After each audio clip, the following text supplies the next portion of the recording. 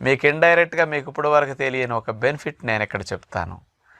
100 గ్రాముల పుచ్చకాయ ముక్కల్లో 8 మిల్లీగ్రాముల ఐరన్ ఉంటుంది. ఐరన్ ఎక్కువ ఉన్న నెంబర్ 1 ఫ్రూట్ పుచ్చకాయ. పుచ్చకాయలన్నిటికంటే స్పెషల్ ఐరన్ ఎక్కువ. అంటే అసలు ఏ పండ్లల్లో ఒక 40-50 రకాల ఫ్రూట్స్ లిస్ట్ తీస్తే అన్నీ ఇందులో సగానికి సగం తక్కువే ఐరన్ కంటెంట్ ఉంది.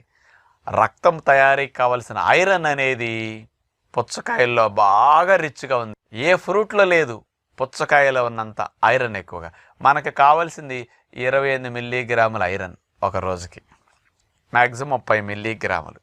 మనం తీసుకునే 400 గ్రాములు 500 గ్రాముల పుచ్చకాయ ముక్కలు అట్లా తిన్నామంటే 400 గ్రాములు వెళ్ళిపోతాయి.